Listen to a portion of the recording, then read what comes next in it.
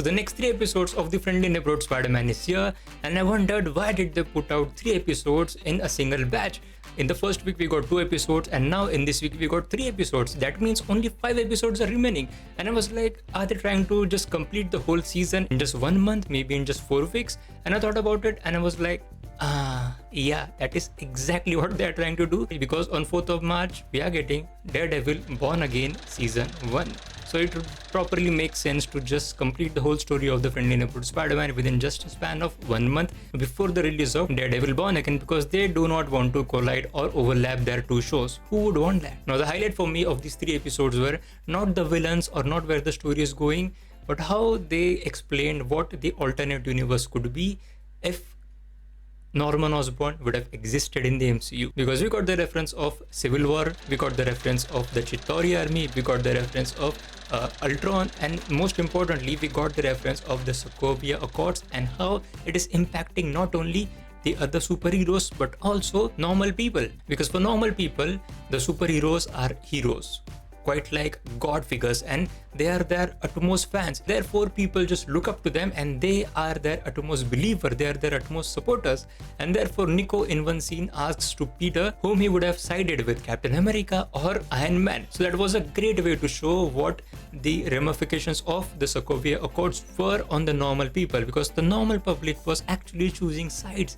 They were actually choosing whether they are on Team Cap or whether they are on Team Iron Man. And I think it won't be wrong to believe that if this scenario existed in our MCU, Spider-Man would have sided with Captain America and not Iron Man, because he is a huge fan of Captain America. And as we talked in the previous video, that this universe is an alternate universe, but it is very, very similar to some of the main events that happened in our universe in the Earth 616. And of course the 3 new episodes, that means episode number 3, 4 and 5, again establishes the same thing by mentioning the Sokovia Accords and by mentioning everything that happened in the Civil War movie, the fight at the airport, and Cap fleeing away with Bucky Barnes. Everything was said out in these 3 episodes, and that completely mirrors our universe, but again without Spider-Man. So everything would have been the same minus Spider-Man. But now let's talk about the second thing, and that is about the Spider-Man villains. There were a lot of Spider-Man villains shown in this batch of episodes. Tarantula, Speed Demon, Unicorn, Rhino. Though Rhino was not fully developed into the Rhino, then Scorpion was also not fully developed in the Scorpion,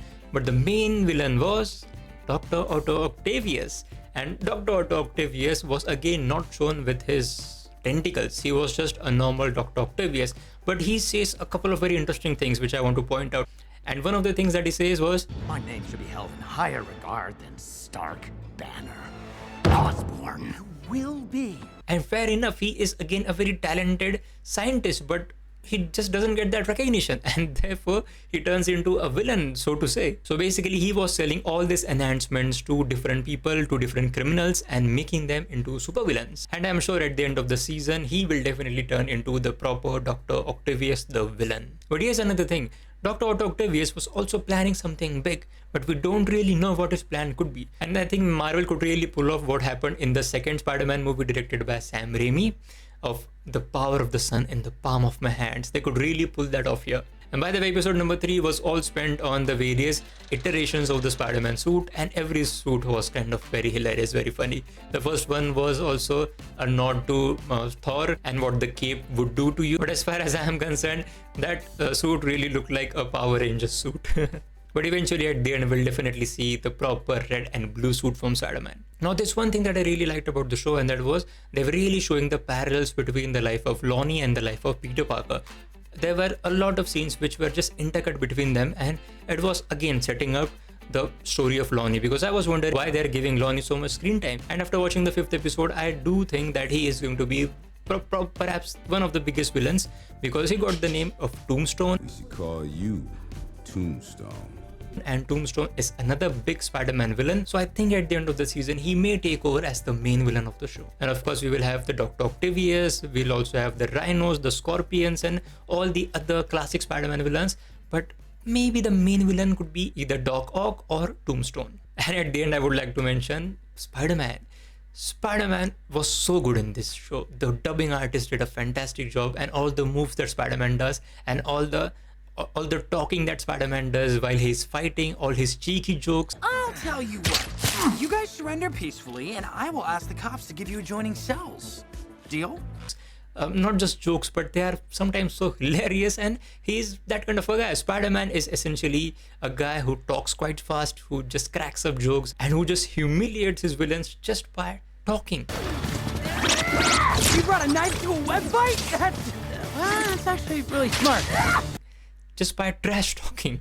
And that is one of the USPs of Spider-Man, and it was shown very nicely in this show. I cracked up a lot of times while watching the show. So it was quite important to keep that essence and just to deliver on that essence of Spider-Man, and they did that. I am happy about it. Anyways, I'm excited for the 6th episode, and even I'm excited for all the remaining episodes. It's quite fun to see this show, really. It just have this very nice vibe. Do tell me in the comments what do you think about the 3 episodes that were dropped today. And as always, thank you so much for watching.